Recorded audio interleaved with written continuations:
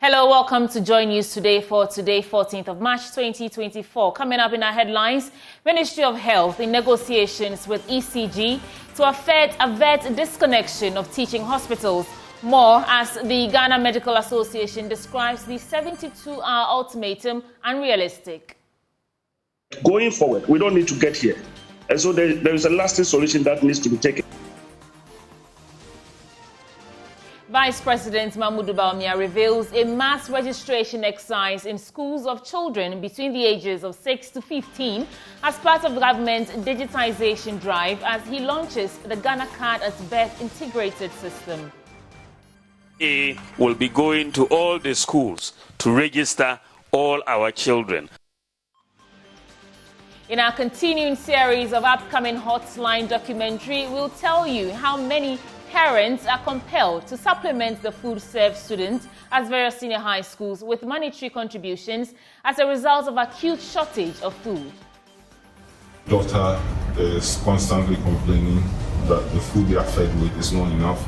I've taken the pains to also provide enough food like gari and others that she can eat from her chop. I'm Sweetie Abochi. Stay with us for details.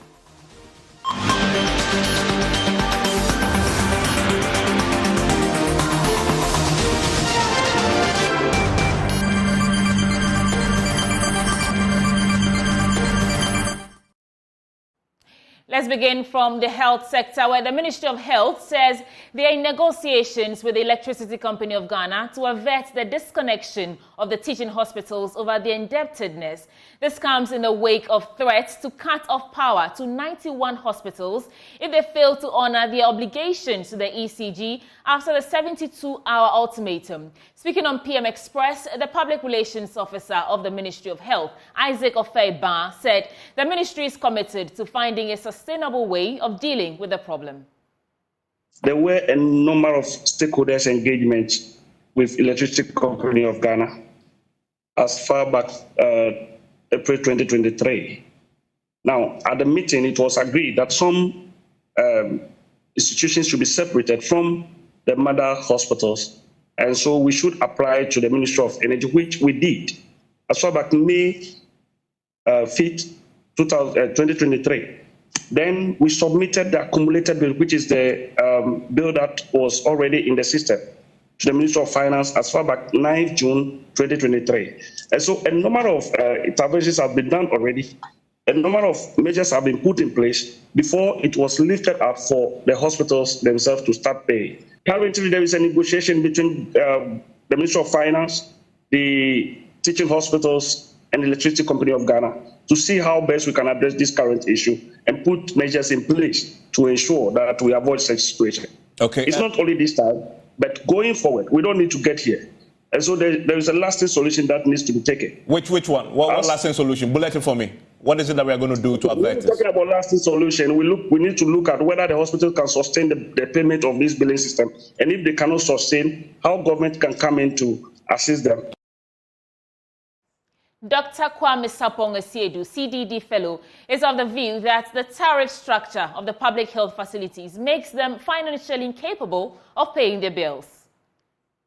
You are not too sure where the blame lies. But the truth of the matter is the hospital's tariffs were not structured to generate these monies.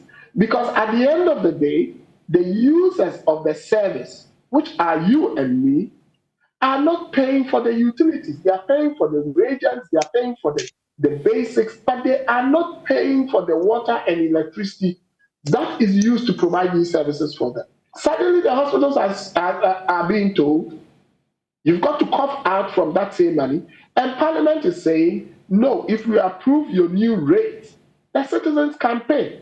So what are you telling the hospitals? You are tying their hands behind their back, and the ECG is also backing up. And you hear Richard saying, oh, it's about 4.5%, and he doesn't understand why the ECG would go after that. I understand why the ECG would go after that. Because at the end of the day, health is a public service good, and health affects everybody. The minute you cut off a hospital, you've cut off the morgue, you've cut off the operating theater, You've cut off the renal dialysis unit. You've cut off the cancer unit. You've cut off the pediatric NICU.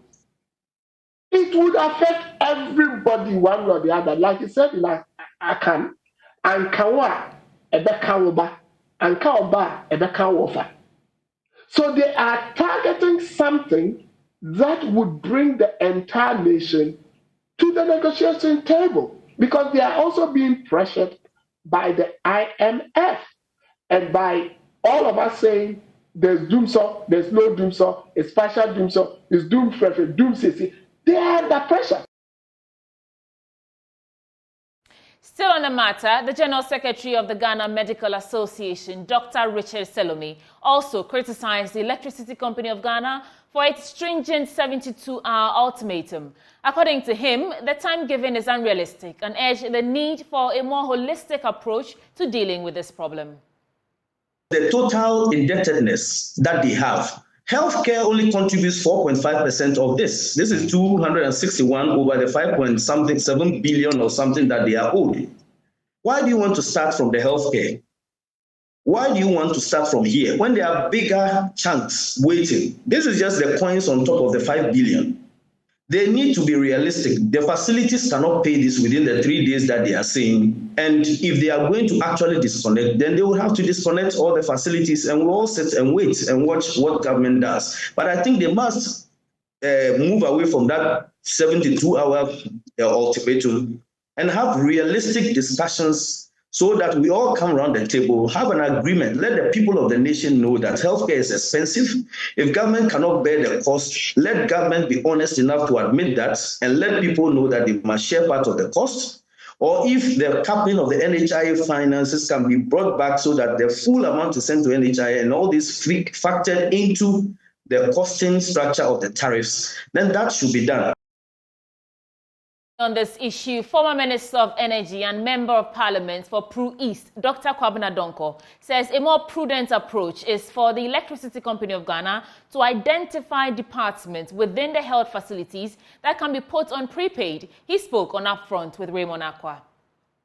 ECG must put the theatres, operating theatres, the wards, the laboratory banks, the laboratories, those very critical, they should put them on postpaid, that they can negotiate with whoever runs the hospital. But all other parts of the hospital should be put on prepaid. That is a solution going forward. Look, Kolebu's IGF is bigger than the budget of 2-3 ministries combined. So it is the question of prioritization. Managerially, we have not renewed our mindset. If we have renewed our mindset, we will prioritize the payment of electricity to run our operations over conferences and other things.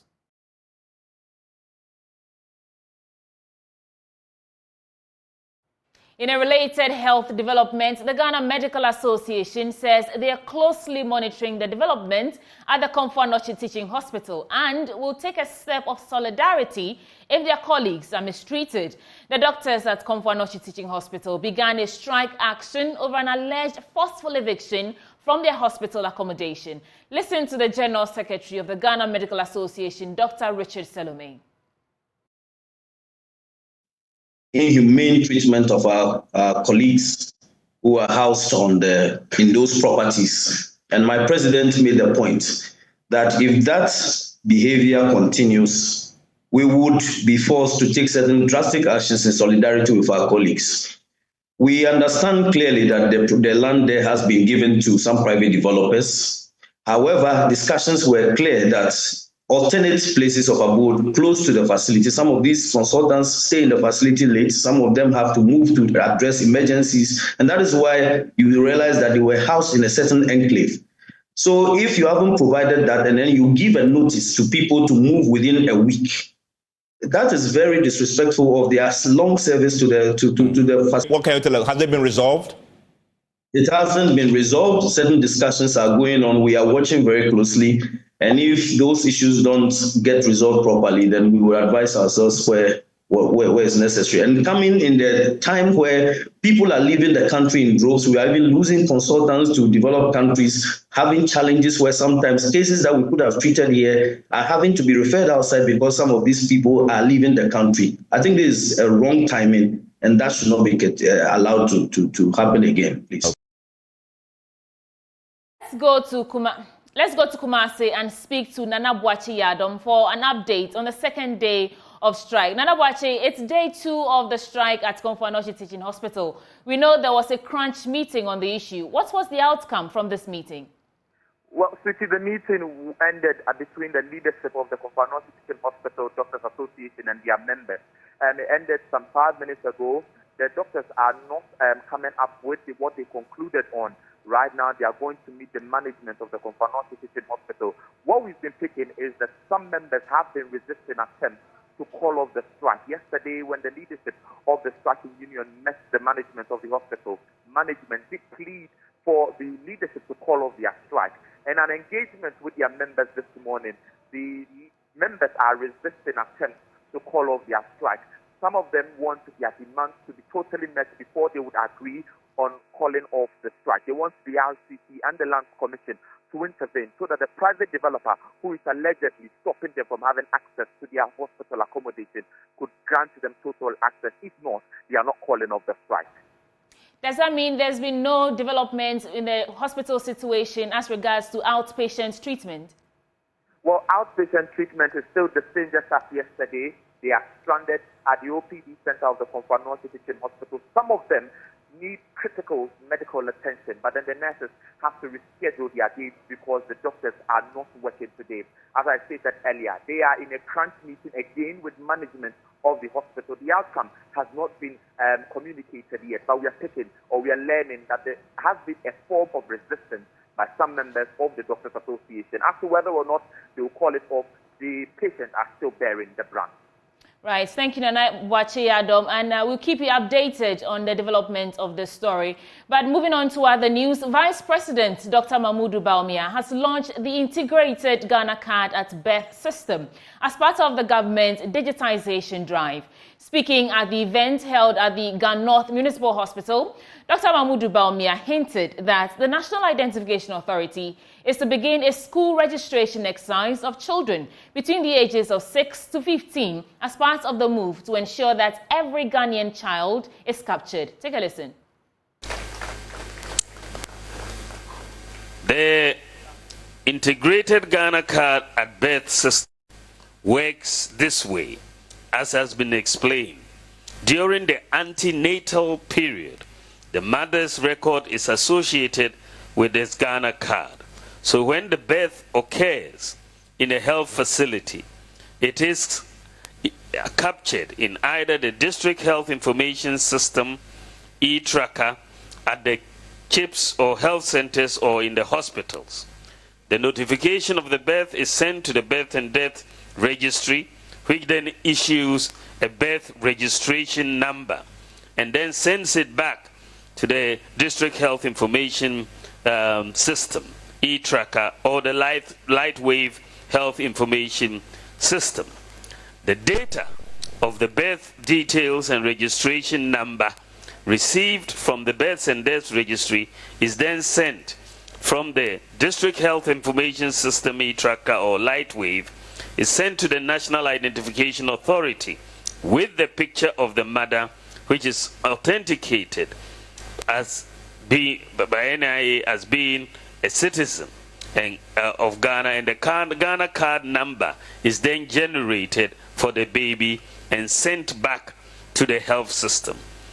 A text message is then sent to the mother to visit the nearest NIA or Births and Deaths Registry office to complete the process and get the relevant birth certificate.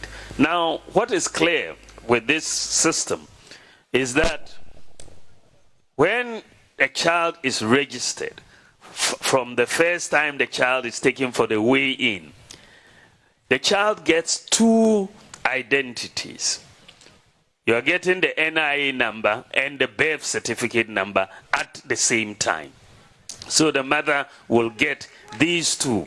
So you don't have to go and start a whole process of trying to apply for a birth certificate. This is sent, the number is sent to you and the details are there. With the introduction of this system, we are not only aiming to cover the current gap, but we are also looking forward to registering between the ages of 5 and 15 with ongoing discussions with the NHIA, NIA, and the Ghana Education Service. In fact, Dr. Okoboy was there when we started this discussion, because we are not only going to register babies, we want to register all the school children. And this is going to start this year. So Dr. Okoboy was there with when we started it, when he was NHIA, because NHIA is going to be very critical in this. Today, Dr. Aboagye Da Costa has come in and he's very much on board. So very soon, an announcement will be made for the launch of the registration of all our school children from the ages of 6 to 15. So NIA will be going to all the schools to register all our children. So when that is done, Ghana will have a very complete database. Everybody will be registered on the NIA database. And now, founding member of the NPP and prominent statesman, Dr. Nyaho Tamaklo, has stated that nothing short of some political arm twisting could cause the NPP to be retained in power after 2024. Speaking to Benjamin Akakbo on AM Exclusive, Dr. Nyaho Tamaklo stated that any other result would be what he termed, quote, the stolen verdict. The Ashanti region now is going to be divided into various sections. Alain Chiramonte is going to have half of it. And I'm coming. NPP is going to hold half of it. And even within the NPP, there are divisions there. And of course, then DC has a slice there as well. Right. So you ask yourselves, how strong shall we be? A region that has been our stronghold, are we going to be strong there? And also think about the mess we've created during these 8 years. People are no fools. People are not fools at all. They are going to. People are going to the vote. NPP is going to lose the 2024 elections. Look, any other results that will come will be what we term the stolen verdict. He also says the Vice President, Dr. Mahmoud Bawumia, is in a very tricky situation in respect of the selection of a running mate because he is not a man of his own. I know Bawumia well. You follow me? Myself and later Aliu Mahama handled Bawumia in the second running of the second term, attempt of Akufo-Addo. Akufo-Addo got me involved directly. He called me and talked to me about Bawumia. Bawumia is dead. He's not dead. Now, Bawumia is now in a tight corner. Tight corner because he is not number one himself. Right. Secondly, he has been put in a position that is not the wish of the majority of the party members. I mean, these are clear signs. But for the backing of Akufo-Addo with money, Bawumia couldn't have won that position. But you don't know that for a fact. Can you say that? I know that for a fact. The coalition of La associations has expressed displeasure over the decision of the Ghana Armed Forces to reclaim lands adjacent to the military headquarters. According to the group, about 100 acres of lands close to the military headquarters were released by the Land and Natural Resources Ministry to La Dade Kotopon Traditional Council. However, for unexplained reasons, the military has disclosed that it is unwilling to have the chiefs take possession of the land. Spokesperson of the group, Jeffrey Tete, tells JoyNews that the actions of the military smacks of unfairness and disrespect for the rule of law. or they use it. You just want it back. These are bare lands, virgin lands. Maybe lands, they train there. It's the military. They have their own. They don't do anything. We know our forefathers used to cultivate okra and watermelon on those lands, okay? And up till today, there are people there who still cultivate okra. There has been no construction there. The armed forces has done absolutely nothing. Are you there. saying these lands are close to the armed forces, the barracks, the Bema camp areas? Bema camp. Right? Well, let me say it's not too far from Bema camp. Right. It's not too far from Bema camp, but so there's a possibility that the lands are being used for some military purposes. The lands are not being used, and our argument is that when you enter Bema camp itself, there are pockets of lands which are not being used. So if the military wants to use land, they have land enough land they can utilize within Bema camp. Now, our argument is even. Let me bring you back to why we issued this press statement. Now, somewhere last year, government had actually given people a lease on that land, 114.52 acres. Government has granted us a lease. There's a letter from the presidency, there are correspondence from the Ghana Armed Forces to the La Traditional Council telling us that, yes, they acknowledge. In fact, there was a visit to the La Traditional Council by the military hierarchy, and present at that meeting, at that visit, was the Major General Ando, NP Ando, who was then the Chief of Staff. We also had Major General Osewusu, who is currently the Chief of Staff. We had Brigadier General Amu Abuachi, who was part of that tripartite committee that deliberated on the lands issue. And their visit to the Traditional Council was to acknowledge that the land belongs to the La people and that they wanted to see how we can work together, and then the La people will coexist with them. Right. That's why they came there. You understand? So they had concluded their work. Now, what the Ghana Armed Forces is doing is misleading their rank and file. They are misleading the general public, and they are lying to the people.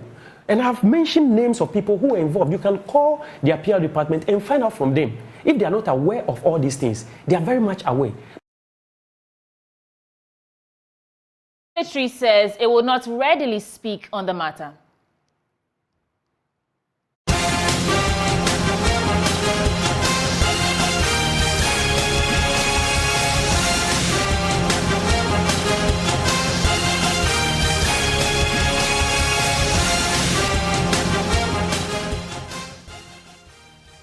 And now let's go to our election headquarters. And flag bearer of the National Democratic Congress, John Mahama, has detailed how his government, if successful, intends to reduce the size of government. The plan will include a merger of some ministries performing similar functions. Mr. Mahama has indicated a commitment to reduce ministerial appointments to a total of 60 to reduce government expenditure. Nana Aljima has more in the following report. The former president, seeking a comeback to power, had about 88 ministers at the time of the NDC's exit. The number has increased to over 120 ministers under the present NPP administration. Though the numbers have been criticized by the public, little efforts have been made to reduce the number. The NDC flag bearer, who is promising a lean government, has detailed how some ministries will be merged to cut expenditure. We have announced this already. We're going to merge the transport ministry. We're going to bring aviation, railways, and all of them back into transport. When we're in government, we had just one transport ministry. It is this government that came and disaggregated it. When we're in office, we had one communications ministry. That was information and communications. And so we're going to merge them again. We had local government that included sanitation. And so we'll send sanitation back. We want to reduce the number of ministries. And some of the unnecessary ministries, we'll just take them, business development, what, we'll just cut them out so that we can bring the ministries down, so that we can reduce the number of ministers, like I've said, 60, so that we cut down the expenditure on government, and then we can invest that money in other places. In ensuring the ministries become more effective, some of them will be entrusted additional roles. According to John Mahama, the Ministry of Agriculture will be added the role of agribusiness. And so one of the new crop of young business people we're going to create are what I call agripreneurs, agribusiness people. We'll give them small machines so that they can process tomatoes, soya bean, they can mill rice and package it for the market. They can produce fruit juices for our shops so that we can produce more of the things we consume and cut down on the things that we import. And so the Ministry of Agriculture is going to be called the Ministry of Food and Agribusiness, because we want agribusiness to come out as a new area that we're going to invest in so that they can take the crops, uptake the crop from the farmers and be able to produce it into something else. Meanwhile, the plan to cut waste to improve the economy remains important. Mr. Mahama details a plan. I don't know how much it costs, but I think what you want to address is that we must cut waste, because there's a lot of waste in the system. If we cut down waste, we would have more money to invest in other productive sectors of the economy. And so I would say that we should look at where we can cut waste so that we can put it in our schools, in our hospitals, and other places. For Joy News, Nanaya Ojima, Greater Accra Region. Moving on, many parents say they are compelled to supplement the food served their wards at the various senior high schools with monetary contributions as a result of the acute shortage of food. This is contained in our latest Hotline documentary, Empty Plates, the Free SHS Promise, which highlights the grim picture of quantity and quality of food that is served thousands of students on various campuses. Some parents tell Joy News they now have to smuggle meals to their wards to ensure they don't starve. Under the policy, residential students are supposed to benefit from 3 square meals, while non-residential ones get 1 hot meal. But not only was the quantity of food served these children less than they expected, but 12 to 8 students are assigned to a jug of porridge or bowl of food.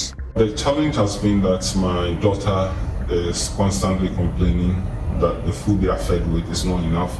I've taken the pains to also provide enough food, like gari and others that she can eat from her chop box, but it turns out that the school has drawn a timetable for visiting the chop box, so that there's some days that she cannot go to the chop box even though she has food, and they can also not provide her enough at the dining hall, so it's a challenge. Parents of this school have come together to get support for the school, so we contribute some amount of money. We're supposed to contribute twice in a term, that's 500 cedis for the first half, and the other half we contribute another 500 cedis. We tried to support, but because of government initiative, it's difficult.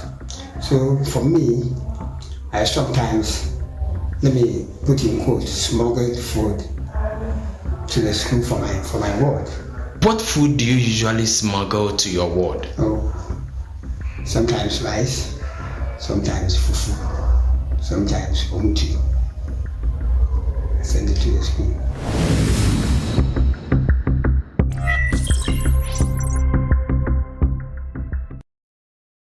Empty Plates, the Free SHS Promise, will be airing on Monday, March 18th on Joy FM Super Morning Show at 8:30 a.m. and Joy News Channel at 8:30 p.m. Do stay tuned for that. Now, in other stories, the National Service Secretariat says a high number of national service personnel could not receive their allowances for 2 months due to issues of impersonation. Acting Director of Corporate Affairs, Ambrose Entiwa, says payments were suspended because some personnel compromised their confidential details, leading to unauthorized use by impersonators. This was after a validation and clearance exercise carried out by the Secretariat. Here is a report by Clinton Yabwa. 1 year service program has come under stern criticism from the habitual delay of payment of allowances. With a recent payment of 2 out of 4 months arrears, some personnel reported not receiving payment. The inconsistent payments have stirred anger and frustration among affected persons. Speaking to Joy News, Acting Director, Corporate Affairs at the National Service Secretariat, Ambrose Entiwa, disclosed the payment of arrears was halted due to issues of impersonation. We had actually prepared to pay them their allowances for 2 months, that is November and December 2023. somehow, unfortunately, just before we were ready to effect payments, it showed on our system that a number of the service personnel had provided wrong e-switch numbers. You are aware that we pay service personnel through e-switch cards. So if you have missed even one number, the allowances will not go through. And we realized that this was quite a huge number. Perhaps through no fault of theirs, maybe some inadvertently they may have typed wrong numbers. And there were reports of impersonation also on the part of some of the service personnel. So it was important for us to do the exercise that we just concluded, that is the validation and clearance. So we always advise them that the number is unique for you alone. You keep it. It's like your bank account number. It's like your maybe some banking card number. It's something that should be for you alone. So you don't need to share with people. But sometimes these young people, some people even give their numbers to their colleagues to go and register for them. Are you going to the cafe? So take my number, register for me. Take my photograph. If you are not careful, at the cafe, anything at all could happen. Some even, after registration, are quick to leave the cafes without having the people to lock them off. He disclosed that regional directors have submitted approval lists to the head office to give clearance for payment of allowances for January and February. He says payment of allowances for January and February 2024 should be effected by the third week of March. Ambrose and Siwa spoke at the Kwame Nkrumah University of Science and Technology when Ghana International Investment Trade and Finance Conference inaugurated the GITFIC African Continental Free Trade Area student chapter. He's advising prospective personnel to be diligent and follow instructions. So we asked all of them to go back to their various districts where they did their registration so that we would cross-check one with the numbers they had provided. And I can tell you a lot of them were wrong, so we had to correct them. And that is why we have been able to pay some of them for the 2 months. Hopefully next week we'll pay the rest. For those who got their allowances paid, they were able to submit their forms early as soon as they submitted their forms. So we didn't want to wait to pay them. Now hopefully next week, now almost every regional director has submitted what we call the approval list from the various regions and is going to our head office and forwarded to GIFs. Reporting for JoyNews, Clinton Yabwa. Now, in other stories, the Afari MA Junior High School, basic school in the Ashanti region, is likely, like many rural public schools in the public sector, is bereft of adequate reading resources and facilities, impacting the literacy in the area. Despite Ghana's progress in improving access to schools, several children cannot read nor write. The situation is dire in remote areas owing to lack of reading facilities at schools and communities, as the country presently has only 150 out of a proposed 500 libraries across each district. There's more in this report. We'll bring that story to you later, but right now, let's take a break. We'll be right back. Hi, welcome to Business. My name is Darrell Kwao. President of the ECOWAS Bank for Investment and Development, Dr. George Ejekum Donko, has called on business leaders to position themselves to adapt to future eventualities. According to him, the recent external shocks such as COVID-19 pandemic and other domestic shocks have shaken the foundations of most businesses in Ghana and beyond. He was speaking at a Future Ready Leadership Summit organized by the Nobel Business International School. The Future Ready Leadership Summit by the Nobel Business International School brought together industry leaders, experts and innovators to deliberate on how to build more impactful businesses. The summit was themed Reimagining Leadership in a World of Unrelenting Change. Delivering his address, President of the ECOWAS Bank for Investment and Development, Dr. George Ejekum Donko, emphasized the need for a two-pronged approach to future readiness in anticipation of future scenarios to facilitate timely reactions. No one anticipated that any of these global events would happen at the time they did. Yet, businesses had to contend with their fallouts.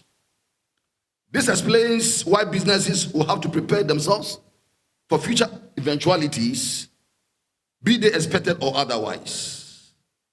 And it goes without saying that leadership is at the center of it all. the uncertainties of the times. We live in a fast-paced world, one which is characterized by constant change on the back of dynamic factors such as the macroeconomy, business conduct, consumer preferences, third-party operational risks, the environment, natural disasters, geopolitical factors, health issues, government policies and regulations. President and founder of the Noble Business International School, Professor Kweku Etiahini-Jima, also underscored the need for businesses to reevaluate their leadership structures and make necessary changes.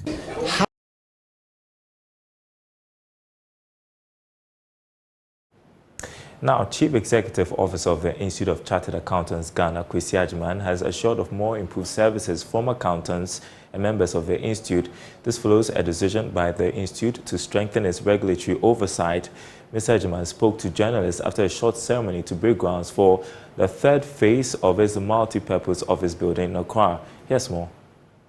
The existing edifice housing the Institute of Chartered Accountants Ghana has no space to accommodate the committees, which are expected to boost the efficiency of accountants. According to the Chief Executive, Kwesi Agyeman, the new building, when completed, will help its educational programs as well as positioning the Institute as a professional body. He believes that more infrastructure is needed to make its regulatory work easier. As I was saying earlier, the new law has established some 3 statutory committees. One of them is the APRC, another one is PASC, and a disciplinary committee.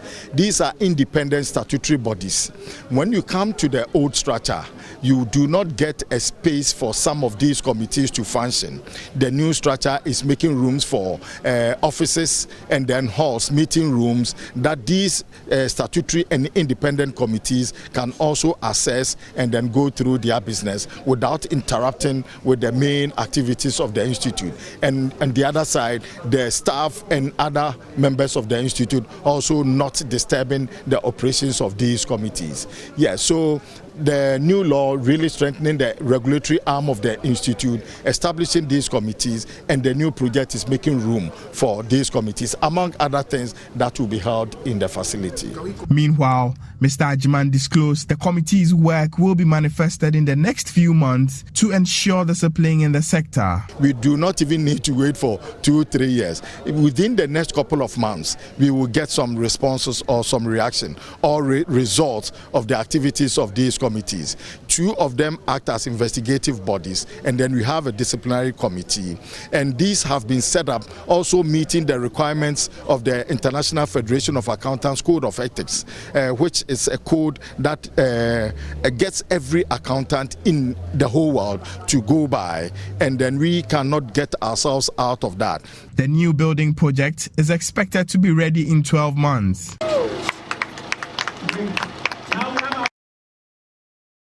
All right, and that's it for business. Sports is up next. Let's bring sports now on JoyNews Today with me, Muftau Nabila Abdullahi. Ghana's Seydou Adjenako attributed the country's beach volleyball defeat to Morocco to lack of protective socks for a team during the tie that happened at the Laboma Beach on Wednesday. According to him, the Ghana Volleyball Association and the Ministry of Youth and Sport did not provide them the right equipment to ensure that they were safe to compete against the Moroccans. A surprise, random change of competition format. What was discussed at the technical meeting, in beach volleyball, technical meeting is a day before the tournament or 2 days before. And they agreed that we are using a simple format, that because it's 4 days, we are using top teams in each group, that's 6 groups, to advance to the playoff. But when we started the tournament, they changed the whole format. So our group, we were 3 in the group, so we played more matches, continued matches. But Morocco group was 2. So they played 2 matches and got a bye. They didn't even get more points than us after the first round. Because we were 3, we got 6 points. And they were 2, they got 4 points. And they got a bye. but we were the number 1 seed after the whole first round. So fatigue caused us to lose. We battled with against Algeria yesterday, 2-1. We won narrowly, 16-14. And then they scheduled us super early this morning. You know, they rested the whole day. But I'm not using it as an excuse. The excuse is if we had gotten a better preparation before. I mean, when the African Games was given to Ghana after Morocco closing ceremony, Ghana should have started camping us gradual. 3 months they break us, 3 months they break us. Gradual to the fourth year would have been far better. And also send us to other countries to play friendly matches. Now let's talk cricket. Africa's number 1, South Africa. They have been defeated by Zimbabwe in the T20 cricket final that took place at the Achimota Cricket Oval on Wednesday. My colleague Razak Musbah was there, and he has more in this report. Now, the maiden edition of the Women's T20 cricket event in the African Games has finally come to an end. And, well, it ended all here at the Chimota Cricket Oval with Nigeria, the very unfancy side. They came into this competition as the lowest ranked side, made it to the semi-finals, but got beaten by Zimbabwe. Live to fight another day for the bronze medal against Uganda. They triumphed, and it was celebration galore. Now, the big contest was between the first-ranked African team and the second. I'm talking about South Africa and Zimbabwe. They are the finest cricketers on the continent, and they had to contest for the gold medal after over 2 hours of quality cricket. It was South Africa who lost to Zimbabwe, and Zimbabwe managed to clinch the first ever gold medal in the Women's T20 cricket event in the African Games. It is historic for them, and guess what? They won it in Super Over. That is exceptional when it comes to cricket, and it's been excitement galore. I got to speak to the coach of the Zimbabwe national team, and she says it has been training upon training, and they're excited about the future that holds for Zimbabwe women cricket. This just to boost us our morale as we go to the qualifiers. Amazing. How were you able to get this team to beat the #1 ranked team on the continent? So we just told them, no, go and play your game. So that's exactly what they did. But what have been working for Zimbabwe women's cricket? No, just taking each ball at a time. Simple as that. Playing simple cricket, basic. What does the future hold for you now? We hope to get there finally. We hope to qualify for the World Cup. Amazing. Congratulations again. Thank you so much. Thank you. So we've got for you here from the Achimota Cricket Grounds. Up next is the men's category starting on Sunday. And of course, Team Ghana will be in action, and we will be here to bring you all the updates. Reporting from the Achimota Cricket Grounds, Razak Musbah for Joy Sports. You can head to myjoyonline.com and read some more sports stories. Up next is World News. That's how we're wrapping up. But for more news, log on to myjoyonline.com for the latest updates on everything happening in the country. We'll be back tomorrow for more. Bye.